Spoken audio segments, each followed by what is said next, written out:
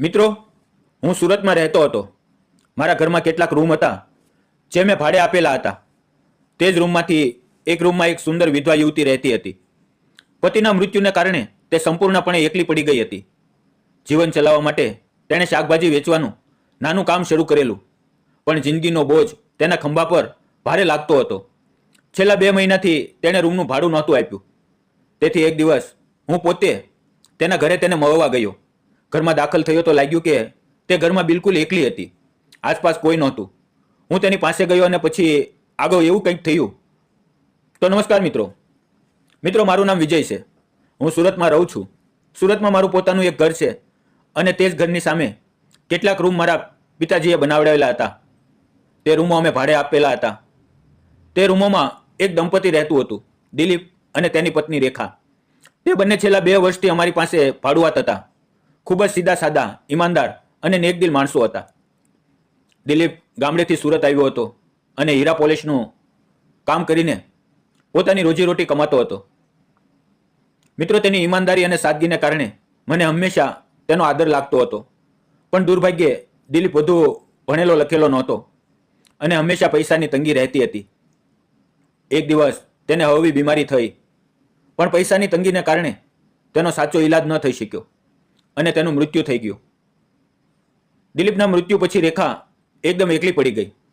કેટલાક દિવસો માટે તે માયકે ગઈ, પણ પછી પાછી અમારી પાસે એટલે કે તે જ ભાડાના રૂમમાં રહેવા આવી ગઈ. હવે તે પોતે શાકભાજી વેચતી હતી, પણ તેના ચહેરા પર હંમેશા દુઃખની છાયા દેખાતી હતી. હું ક્યારેક તેની પાસેથી શાકભાજી લઈ લેતો અને તેની સાથે વાત કરતી વખતે મને લાગતું કે તે અંદરથી ખૂબ એકલી છે. તેણે છેલ્લા 2 મહિનાથી ભાડું પણ નહોતું આપ્યું, પણ મેં તેને કંઈ કહ્યું નહીં. એક રવિવારે મારી શાળામાંથી રજા હતી, તો મેં વિચાર્યું કે જઈને તેને પૂછું કે આખરે શું તકલીફ છે. સવારે આશરે 11 વાગ્યે હું તેના દરવાજે ગયો અને ટકોર કરી. રેખાએ દરવાજો ખોલ્યો, મને નમસ્કાર કર્યા અને અંદર બોલાવ્યો. તેણે ખાટલા પર બેસવાનું કહ્યું અને મને પાણીનો ગ્લાસ લાવીને આપ્યો. હું પાણી પી રહ્યો હતો અને તેને જોતા જોતા વિચારતો હતો કે આટલી સીધી, સરળ અને સુંદર છોકરી દિલીપ જેવા માણસને કેવી રીતે મળી હશે. કદાચ એક પ્રકારનું નસીબનું રમકડું જ હશે. પછી હું સીધો મુદ્દા પર આવ્યો અને બોલ્યો, રેખા, છેલ્લા 2 મહિનાથી તે ભાડું નથી આપ્યું. કોઈ તકલીફ છે? રેખા મારી વાત સાંભળીને તેની આંખોમાં આંસુ આવી ગયા. ધ્રુજતા અવાજે તેણે કહ્યું, સાહેબ, છેલ્લા 3-4 મહિનાથી શાકભાજીનો ધંધો બિલકુલ નથી ચાલતો. પૈસા જ નથી જમા કરી શકતી, તેથી ભાડું આપવામાં વાર થઈ. જો થોડાક સમય પછી આપું તો ચાલશે? હું ચૂપચાપ બેઠો, પણ તેની આંખોમાં દર્દ સ્પષ્ટ દેખાતું હતું. તે આગળ બોલી, હું હવે આ શાકભાજી વેચવાનું કામ બંધ કરી રહી છું. જો કોઈના ઘરે ખાવાનું બનાવવાનું કે ઘરનું કામ કરવાનું કામ મળી જાય તો સારું થઈ જશે. જો તમે તમારી ઓળખાણમાં કોઈ જગ્યાએ કામ મળે તો કહેજો. તેના દર્દભર્યા અવાજ સાંભળીને મને ખૂબ ખરાબ લાગ્યું. આટલું મહેનતું અને સાચી સ્ત્રી, પણ જિંદગીએ તેને ફક્ત સંઘર્ષ આપ્યો હતો. મને લાગ્યું કે આ છોકરી ખૂબ વિશ્વાસપાત્ર છે. કેમ નહીં તેને મારા જ ઘરે કામ પર રાખી લઈએ. તેનાથી મને પણ મદદ મળશે અને રેખાને પણ સહારો મળશે. મેં ધીમેથી કહ્યું, રેખા, તને બહાર કામ શોધવાની જરૂર નથી. તું મારા ઘરે કામ કરી શકા છો. મારી વાત સાંભળતા જ તેના ચહેરા પર ખુશી ચમકી ઉઠી. તેની આંખોમાં ફરીથી આશાની ચમક આવી ગઈ. હું આગળ બોલ્યો, ચાલ મારી પાસે આવ અને વાત કરીએ.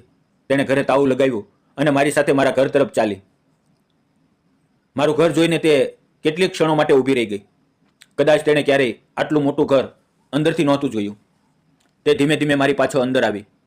ત્યારે હું તેને બોલાવીને કહ્યું, રેખા, તું અહીંયા જ કામ કર. તને રોજ સવારે અને સાંજે આવવું પડશે.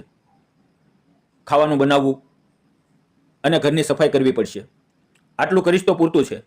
રેખાએ માથું હલાવીને કહ્યું, હા. તેના ચહેરા પર રાહત દેખાઈ રહી હતી અને આંખોમાં પાણી ભરાઈ આવ્યું હતું. તે મારી તરફ મુસ્કરાતી હોય તેમ બોલી, સાહેબ, તમે મારા પર આટલી કૃપા કરી તેના માટે હું તમારી આખી જિંદગી આભારી રહીશ. હું હસ્યો અને તે ધીમે ધીમે પાછી પોતાના રૂમ તરફ ચાલી ગઈ. હવે બીજા દિવસથી રેખા મારા ઘરે કામ કરવા લાગી. તે સવારે વહેલી આવતી, ઘર સાફ કરતી, પછી મારી સાથે ખાવાનું બનાવતી, બપોરે ઘરની આગળ બગીચામાં પાણી આપતી, છોડવાઓની સંભાવ રાખતી. આમ કામ કરતાં કરતાં ઘરમાં એક અલગ જ રોનક આવવા લાગી, પણ તેના ચહેરા પર હંમેશા એક દર્દની છાયા રહેતી. મન હજી પણ દિલીપની યાદોમાં ખોવાયેલું હતું. હું અવારનવાર તેને કામ કરતી જોતો રહેતો. ક્યારેક તે મારી તરફ જોઈને હળવું સ્મિત આપતી, પણ તે સ્મિત પળભરમાં અદૃશ્ય થઈ જતું. હવે મિત્રો, આમ જ 3-4 મહિના વીતી ગયા અને ધીમે ધીમે હું અને તેનો સંબંધ ખૂબ સારો થઈ ગયો. હું તેને પોતાની જેવી માનવા લાગ્યો, પણ હું તેની આંખોમાં છુપાયેલું દર્દ દરરોજ અનુભવતો. તે દર્દ મારા મનને અસ્થિર કરવા લાગ્યું. એક દિવસ હું મારા રૂમમાં એકલો બેઠો હતો, ત્યારે રેખા મારા માટે ચા લઈને આવી. મેં તેની તરફ જોઈને કહ્યું, રેખા, થોડી વાર બેસ, મને તારી સાથે કંઈક વાત કરવી છે. તે થોડી અચકાઈ, પણ પછી મારી સામે બેસી ગઈ. હું તેની આંખોમાં જોઈને બોલ્યો, રેખા, હું ઘણા દિવસથી જોઈ રહ્યો છું, તું ક્યારેય હસતી નથી. હંમેશા ચહેરા પર દુઃખ રહે છે. આવું કેમ? મારી વાત સાંભળીને તે ચૂપ રહી, પણ તેની આંખોમાંથી આંસુ વહેવા લાગ્યા. હું ફરી નરમ અવાજે બોલ્યો, રેખા, મને ખબર છે, તારા પતિના જવાથી તું ખૂબ એકલી પડી ગઈ છે, પણ જે વીતી ગયું તે પાછું નહીં આવે. તું આટલી જવાન છે, તારે ફરીથી જીવવું શીખવું જોઈએ. પોતાના માટે કંઈક કરવું જોઈએ. જિંદગીની એક નવી શરૂઆત આપવી જોઈએ. રેખા આંખોમાં આંસુ ભરીને બોલી, સાહેબ, મારા પતિ મને ખૂબ પ્રેમ કરતા હતા. તે મારા માટે બધું જ હતા. હવે તે નથી તો હું ખુશ કેવી રીતે રહું? મારી હાલત પહેલેથી જ ખૂબ ખરાબ છે. મારા મા બાપ નથી. મારા મામાજીએ મારા લગ્ન કરાવ્યા હતા. હવે મારો સહારો આપનાર કોઈ નથી. અને જો ફરી હું પણ લગ્ન કરવા માંગુ તો લોકો દહેજ માંગે છે. ખબર નથી કોણ મારી સાથે લગ્ન કરશે કે નહીં. તેની વાત સાંભળીને મારું મન પીગળી ગયું. તેના આંસુ મારા હૃદયને વીંધી રહ્યા હતા. હું ચૂપ રહ્યો. તે પણ કંઈ બોલી નહીં. અચાનક તે ઊભી થઈ અને જવા લાગી.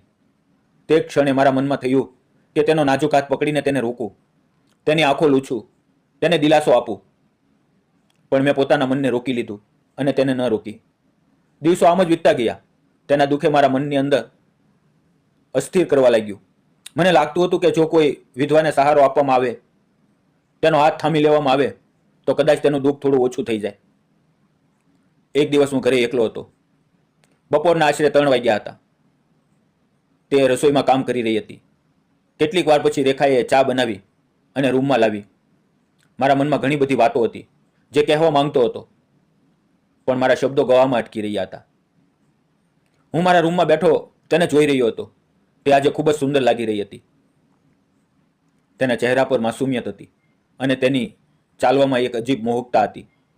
તેણે મારા માટે ચા મૂકી, પણ મારું ધ્યાન ચા પર નહોતું, તેના પર હતું. તે પાછળ વળીને બહાર જવા લાગી ત્યારે અચાનક મારા મનમાં તેને રોકી અને મેં તેનો નાજુક હાથ હવેથી પકડી લીધો.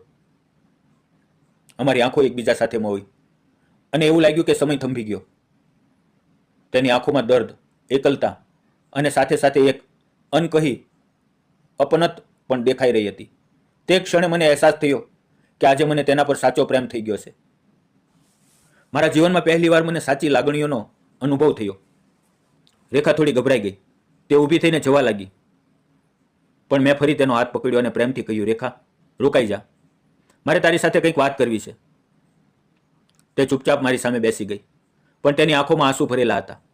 મેં તેની આંખોમાં જોઈને પોતાના હૃદયની બધી વાતો કહી દીધી. રેખા, મને તું ખૂબ પસંદ છે. જ્યારથી તું આ ઘરમાં આવી છે, મારા જીવનમાં નવો અર્થ આવ્યો છે. જે ખાલીપણું હતું, જે એકલતા હતી, તે તેને ભરી દીધી છે. મને તારાથી સાચો પ્રેમ છે. હું તને જિંદગીભર પોતાની સાથે ઈચ્છું છું. શું તું મારી સાથે લગ્ન કરીશ? મારી વાત સાંભળીને તેની આંખોમાંથી આંસુ વહેવા લાગ્યા. તે ધ્રુજતી અવાજે બોલી, સાહેબ, તમે શિક્ષક છો અને હું તો ગરીબ છું. મારું પોતાનું ઘર પણ નથી. તમે મારી સાથે લગ્ન કરીને શું મેળવશો? તેની વાત સાંભળીને મેં તેનો હાથ કસીને પકડી લીધો અને પ્રેમથી બોલ્યો, રેખા, પ્રેમમાં ક્યારેય અમીરી ગરીબી નથી હોતી. પ્રેમમાં કોઈ ભેદભાવ નથી હોતા. મને તારાથી દિલથી પ્રેમ છે. હું તારી સાથે સરળ સાદી જિંદગી જીવવા માંગુ છું. મને ફક્ત તું જ જોઈએ. મારી વાતોએ તેનું હૃદય પીગળાવી દીધું. તેણે આંખો બંધ કરી અને મને કસીને ઓળગાડી લીધો. તે આલિંગનમાં સુરક્ષા હતી, સુકૂન હતું, જાણે તેને જિંદગીનો નવો સહારો મળી ગયો હોય. કેટલીક વાર સુધી અમે એકબીજાને વળગીને રડતા રહ્યા, એકબીજાના આંસુ લૂછતા રહ્યા. વખત વધતો ગયો, અમારો પ્રેમ વધુ ઊંડો થતો ગયો. આશરે 1 મહિના પછી અમારા લગ્ન ધામધૂમથી થઈ ગયા. લગ્ન પછી ઘરમાં ખુશીની લહેર દોડી ગઈ. મારા ચહેરા પર સંતોષ હતો અને મારી જિંદગીને નવો અર્થ મળી ગયો હતો. હવે રેખા મારા ઘરમાં ખુશીઓ સાથે રહે છે. અમે બંને એકબીજાને અસીમ પ્રેમ કરીએ છીએ. તેના આવવાથી અમારું ઘર સાચે જ ઘર બની ગયું અને મારી જિંદગીને સાચું સુખ મળ્યું. મિત્રો, તમને શું લાગે છે?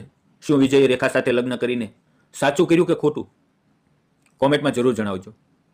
યાદ રાખજો, સાચો પ્રેમ ક્યારેય પૈસા, અમીરી, ગરીબી, સ્વરૂપ કે હાલાતથી નથી માપવામાં આવતો. સાચો પ્રેમ માણસના હૃદયમાં, તેની સચ્ચાઈમાં, તેની અપનતમાં છુપાયેલો હોય છે. જિંદગીમાં દુઃખ આવે તો પણ જો કોઈ તમને મનથી સમજે, સહારો આપે, તો તે જ સંબંધ સાચો હોય છે. તેથી જો તમને જિંદગીમાં ક્યારેય સાચો પ્રેમ મળે તો તેની કદર કરજો. કારણ કે પૈસા ખતમ થઈ શકે છે, પણ માનવતા અને પ્રેમ હંમેશા રહે છે. જો વાર્તા સારી લાગી હોય તો શેર કરજો અને ચેનલને સબસ્ક્રાઇબ કરવાનું ન ભૂલશો. બેલ આઇકન દબાવજો જેથી નવી વાર્તા મિસ ન થાય. મિત્રો, આ વાર્તા કાલ્પનિક છે. કોઈ વ્યક્તિ, જાતિ, ધર્મ સાથે સંબંધ નથી. ફક્ત મનોરંજન અને પ્રેરણા માટે બનાવવામાં આવી હતી.